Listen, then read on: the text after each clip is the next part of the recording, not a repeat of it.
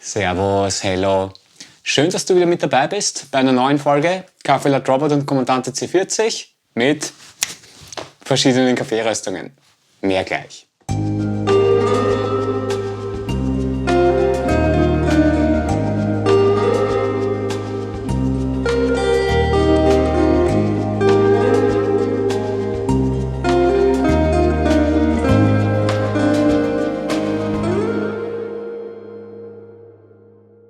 So, für alle, die neu dabei sind, hier ein Link zum ersten Video, da habt ihr eine kurze Beschreibung, worum es geht, was ich mache, etc. etc.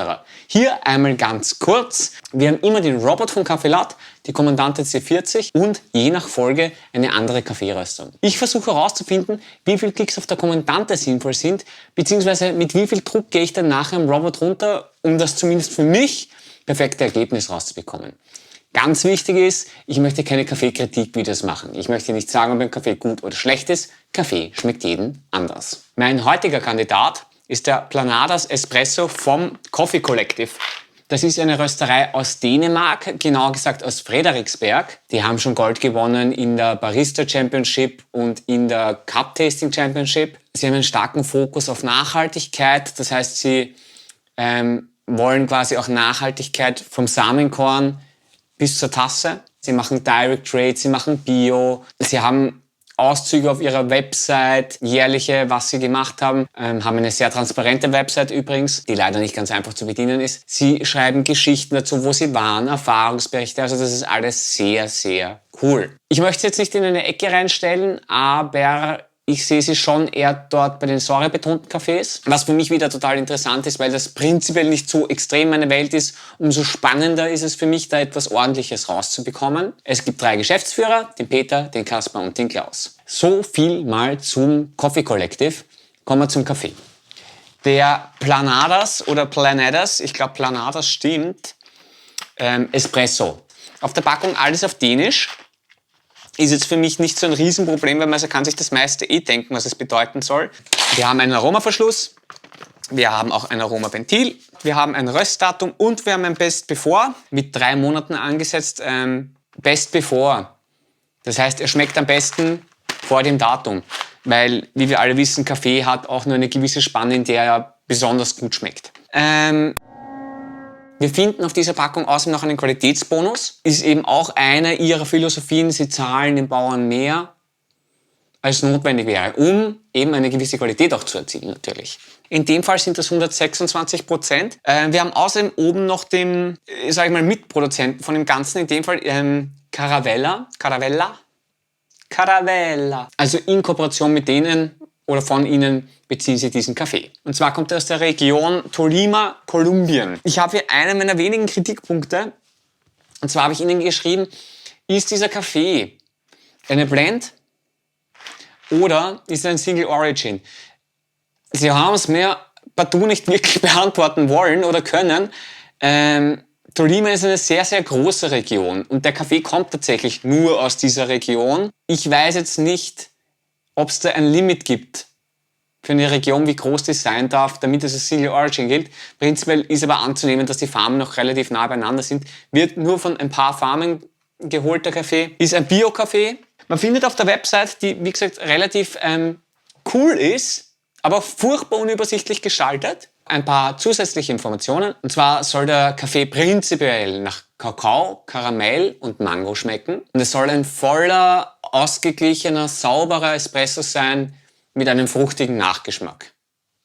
Fruchtiger Nachgeschmack, bin ich gespannt. Wir finden auf der Website auch noch Informationen zur Varietät. In dem Fall ist es Caturra, Typica, Tavi und Colombia. Wir finden Informationen zur Anbauhöhe und Erntezeit und das Processing ist washed. Man findet auch noch mal mehr Info auf der Website, das ist sehr empfehlenswert. Wenn man ein bisschen Zeit hat, dann wirklich mal vorbeischauen, das ist super, kann man extrem viel drüber lesen. Man merkt schon, es ist heller geröstet. Man sieht es auch. Und was man, finde ich, sehr, sehr, sehr stark riecht beim Aufmachen, ist wirklich Karamell. Man riecht schon, dass es heller geröstet ist. Aber super fruchtig riechend oder wirklich sensationell gut. Aromaverschluss, Röstdatum, Mindesthaltbardatum, Info, eigentlich alles da. Okay, das heißt, ob der Planadas Espresso wirklich nur einen fruchtigen Nachgeschmack hat oder ob es mich da jetzt gleich aus den Socken haut, Da schauen wir uns jetzt an. Ich würde sagen, machen wir einen Kaffee.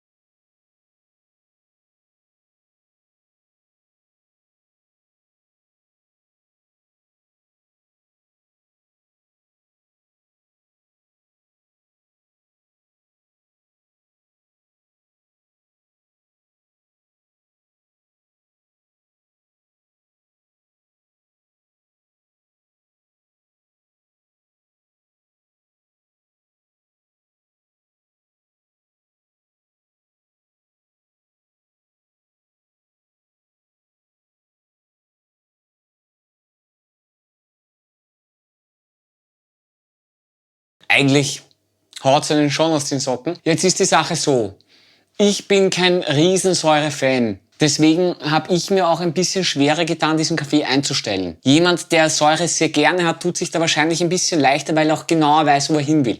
Trotzdem, die Säure in diesem Kaffee ist sehr gut. Nicht missverstehen, ja? Sie ist nur sehr stark da. Ist ja auch charakteristisch für diesen Kaffee. Kommen wir ganz kurz zur Geschmacksbeschreibung. Sie sagen Kakao, Karamell, Mango. Und ich muss aufhören, auf diese Tasse drauf zu klopfen. Ich stimme eigentlich voll zu. Außer beim Kakao. Kakao finde ich in diesem Kaffee überhaupt nicht. Überhaupt nicht. Muss aber auch gleichzeitig dazu sagen, ich habe mir 2 Packungen gekauft und beide sind ein bisschen unterschiedlich. Sie haben das gleiche Röstdatum, also müssten sie eigentlich auch aus dem gleichen Röstbatch sein. Wer weiß, vielleicht aber auch nicht. Vielleicht sind die trotzdem an einem Tag geröstet und aus einem anderen Batch. Haben ein bisschen anders geschmeckt, ist ganz interessant zu wissen. Ich kann mir gut vorstellen, dass sie zum Beispiel den Kakao dazu schreiben, weil es sich gut verkauft. Ja? So wie Schokolade auf jeden Kaffee eigentlich in Wirklichkeit draufsteht, dass er Schokoladennoten hat. Ja? Die meisten haben es nicht. Aber ich finde halt etwas anderes ganz stark. Und zwar finde ich, dass er nach Kokos schmeckt. Ja, hat nicht diese Fruchtigkeit und irgendwie bekommt aber auch da eine gewisse Leichtigkeit dadurch. Also es wäre so für mich, aber das ist jetzt sehr subjektiv, wäre es wahrscheinlich das Hellste, was ich mag. Und für mich wäre er absolut perfekt für Milchgetränke. Aber wie gesagt, das ist sehr subjektiv. Jemanden anderen taugt das total sicher Säure. Also der hat schon einen wirklich starken Kick, dieser Kaffee. Ja? Hab da ein bisschen gebraucht, bis ich gewusst habe, was ich gerne von diesem Kaffee hätte. Prinzipiell ist zu sagen, ich bin hier etwas länger gegangen oder deutlich länger gegangen als 1:2. Ich bin hier auf 1:2,5. Da hat er mir am besten geschmeckt. Ich habe in diesem Fall mal zur Ausnahme 18,5 Gramm Kaffee und 70 Gramm Wasser. Wie gesagt, ihr bekommt hier einen längeren Kaffee heraus. Übrigens, diese Säure in dem Kaffee beruhigt sich ein bisschen, wenn ihr ihn ein bisschen stehen lasst. Das heißt, am besten, wenn ihr auch so ein bisschen empfindlich seid, den Kaffee machen und einmal eine halbe Minute stehen lassen, dann beruhigt sich das so ein bisschen. Auf der Kommandante habe ich 6 Klicks. Ich mache dann am Robot 10 Sekunden Pre-Infusion und gehe bei 9 Bar hinein und dann langsam gegen 8 Bar hinunter. Es ist nämlich bei dem Kaffee lustigerweise dadurch, dass es eine relativ lange Brühzeit ist, relativ anstrengend auch diese 9 Bar zu halten und ich bin auch drauf gekommen, nicht so effektiv. Das heißt, wenn ihr auf 9 reingeht und dann runter auf 8, kriegt ihr das meines Erachtens perfekte Ergebnis mit diesem Kaffee heraus. Der hat eine eher dünne Crema, der Kaffee. Also die ist jetzt nicht so wie bei einem Robusto, so viel. Eher dünn. Aber das ist man bei hellen Röstungen, glaube ich, gewohnt. Ist relativ spritzig. Der Kaffee hat sehr starke Karamellnoten. Hat eben auch diese Mangonoten, Fruchtnoten, das hat er. Aber ich finde nicht, dass er es nur im Nachgeschmack hat. Das hat er vom Anfang weg. Das ist eine helle Röstung, das ist okay. Vielleicht auch was oft fehlverstanden wird. Man darf sich wahrscheinlich keine helle Röstung kaufen, wenn man sich erwartet, dass sie dann schmeckt wie ein ganz dunkel gerösteter italienischer Kaffee. Also das ist ja auch nicht Sinn der Sache, ja. Eine helle Röstung nimmt man sich, wenn man einen fruchtigen Kaffee, einen säurebetonten Kaffee haben möchte, ja. Und da scheiden sich dann halt oftmals die Geschmäcker. Ja, und das war's eigentlich auch schon wieder zum Planadas Espresso vom Coffee Collective. Den Kaffee bekommt ihr übrigens bei ihnen im Online-Shop für unfassbare 15 €. Versand nicht inbegriffen. Den Online-Shop verlinke ich euch unten in der Beschreibung. Genauso wie den Robot und DC40.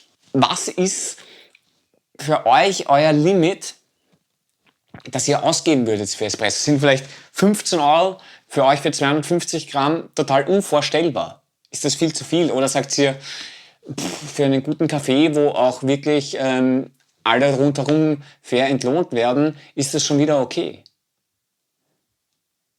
Das würde mich eigentlich wirklich interessieren. Weil, wenn ich ins Kaffeehaus gehe und dort einen Kaffee trinke, dann kostet der ja umgeschaut, sag mal, ein Siebtel bis Achtel von der Packung. Einer.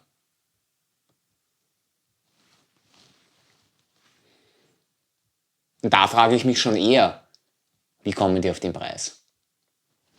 Ja, und ansonsten, habt ihr irgendeinen Kaffee, den ihr gerne mit dem Setup durchgetestet hättet? Schreibt es uns in den Kommentaren, ich lese mir auf jeden Fall alle durch.